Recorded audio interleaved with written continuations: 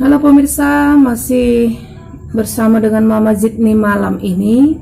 Terkadang menghadapi beberapa tantangan dalam mengelola namanya usaha warung sembako salah satunya.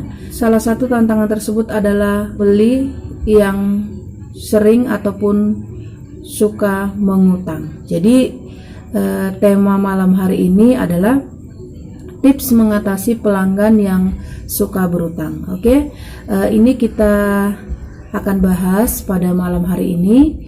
Tetapi intinya ini cakupannya kepada kebanyakan para pedagang ya. Kalau terjadi atau ibaratnya relate sama pedagang-pedagang yang sering mengalaminya.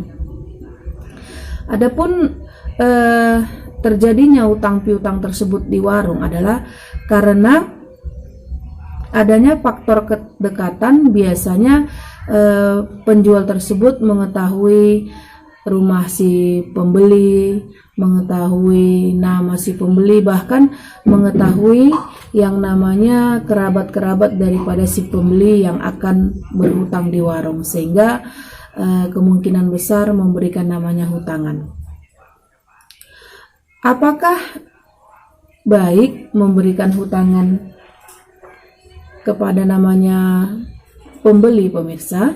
Jadi sebelum kita membahas tips-tips mengatasi pelanggan yang sering berhutang tadi, kita ketahui dulu apa kelebihan dan kekurangan kalau memberikan hutangan kepada namanya pembeli.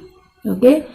Adapun yang pertama kita bahas adalah kelebihan memberikan utangan kepada pembeli. Yang pertama, menjadi daya tarik untuk pelanggan tertentu. Misalnya daya tariknya itu kalau penjualnya itu mempunyai gaji bulanan. Jadi ketika namanya berhutang kepada orang-orang tertentu, bisa menjadi daya tarik mereka berhutang di warung. Oke, yang kedua, perputaran barang yang tetap terjaga. Perputaran barang yang tetap terjaga ibaratnya toko-toko besar yang punya stok barang banyak, tidak kadaluarsa, ibaratnya kan diberikan utangan kepada orang-orang yang mau berutang. Itu tadi dua kelebihan apabila memberikan hutangan. Di samping kelebihan tentu ada kekurangan, pemirsa. Apa yang menjadi kekurangan ketika memberikan hutangan adalah ada potensi gagal bayar. Yang dimaksud gagal bayar, kalau misalnya orang tersebut tiba-tiba pembayarannya macet, tiba-tiba uang yang hendak di store atau dibayarkan itu nominalnya kurang. Nah, disitulah salah satu namanya kekurangannya. Jadi yang pertama tadi gagal bayar, ya. Yang kedua, rentan terjadi konflik sosial. Biasanya apalagi kalau sudah diberikan utangan tersebut, si pembeli merasa tidak suka hutangnya ditagih, bisa terjadi namanya perselisihan, adu mulut, bahkan adu fisik. Karena kebanyakan sekarang ini, pemirsa, yang berutang itu yang lebih ibaratnya galak, lebih keras suaranya, yang bisa namanya mendramatisir situasi, sehingga bagi si penjual yang ibaratnya tidak mau ribut terpaksa namanya mengalah, walaupun tujuannya tadi itu menagih hutang secara baik, tapi ternyata tidak sesuai namanya ekspektasi. Itu dia kekurangan kalau namanya memberikan utangan. Jadi terkadang juga, pemirsa, barang namanya habis ya, tetapi uang tidak ngumpul. Itu bisa juga salah satu kekurangan apabila memberikan utangan kepada namanya pembeli. Jadi setelah kita tahu kelebihan dan kekurangan, adapun tips ya untuk namanya mengatasi pelanggan yang suka mengutang. Oke, yang pertama, nominal maksimal belanjaan. Ibaratnya kita sudah mengenal karakter daripada si pembeli yang akan berutang, kita harus memberikan namanya nominal ataupun batas maksimal berhutang, misalnya 100.000 atau 200.000 sesuai dengan namanya penghasilan ataupun budget orang-orang tersebut. Itu yang pertama.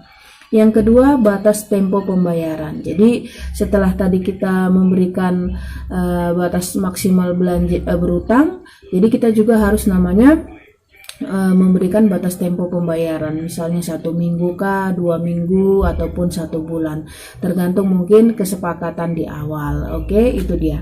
Yang ketiga, buat konsekuensi jika pembeli melewati batas tempo pembayaran. Misalnya kalau dia telat membayar, kalau dia ibaratnya ogah membayar, kita berikan namanya konsekuensi. Apabila hal itu terjadi atau dilakukan berulang-ulang, kita tidak akan namanya memberikan hutangan lagi. Jadi si pelanggan tersebut kalau kita namanya tegas ya, mereka juga namanya sungkan, berpikir bahwa kita selaku penjual itu mempunyai prinsip yang kuat ataupun yang tegas. Yang berikutnya yaitu hutang tersebut harus dicatat oleh kedua belah pihak, yaitu antara si penjual dan si pembeli harus mencocokkan namanya hutang yang hendak namanya ditulis. Jadi mulai dari ibaratnya awal bulan sampai akhir bulan harus sama-sama punya pembukuan. Jadi tidak terjadi namanya miskomunikasi, salah hitung, salah tulis dan sebagainya. Biasanya itu lazim terjadi. Jadi harus ada namanya transparansi, harus ada namanya keterbukaan. Makanya itu apa yang dicatat oleh si penjual begitu juga dicatat oleh si pembeli. Jangan namanya kita cuman si pembeli mempercayakan keseluruhan dari utang tersebut ke si pembeli. Ya mana tahu si penjual namanya lupa mencatat, atau setelah itu beberapa menit kemudian ditambahi atau dikurangi, bahkan tidak namanya lupa siapa yang berutang. Bisa saja terjadi pemirsa. Yang berikutnya, barang apa saja yang boleh dihutang, yaitu ibaratnya khusus sembako aja seperti minyak goreng, mie instan, snack, atau ibaratnya sampo, susu kah, dan lain-lain itu boleh dihutang, kecuali rokok, karena kan rokok ibaratnya modalnya besar, tetapi kalau dihutang itu ya tidak bisa lagi kulaan, itu dianya. Jadi pemirsa, ini kembali lagi ke pemirsa. Setelah tadi saya membahas, kembali lagi kepada namanya pemirsa, apakah sudah namanya memberikan utangan kepada si pembeli, ataupun ibaratnya masih mikir-mikir, atau ibaratnya tidak sama sekali. Jadi kembali ke pemirsanya, kembali ke teman-teman semua. Kalau Mama Zidni pribadi memang mulutmu harimaumu, ibaratnya seperti itu.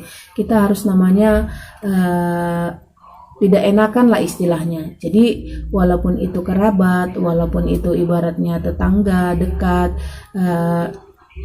seyogianya kalau memang mereka itu ibaratnya support kita dalam berjualan, pasti namanya tidak akan mau berutang, karena kita tahu kalau utang tersebut sudah menumpuk, utang tersebut ibaratnya tidak dibayarkan atau dicicil, itu berdampak sekali kepada keuntungan, bahkan modal untuk belanja kembali tidak akan bisa. Jadi bisa mengakibatkan namanya kebangkrutan pemirsa. Jadi kalau Mama Zidni memang punya prinsip, biarlah barang Mama Zidni ibaratnya tetap berada di pandangan mata saya, tidak nanti dicari dulu duitnya nak ya, baru beli tuh dari anak sayang. Jadi biarlah barang saya tetap ada, ibaratnya memang saya pastikan barang-barang yang saya jual itu fast moving, saya cek kadaluarsanya, expirednya, jadi tidak terlalu namanya merugi. Jadi memang di warung saya ini dengan tegas tidak ada namanya hutang piutang.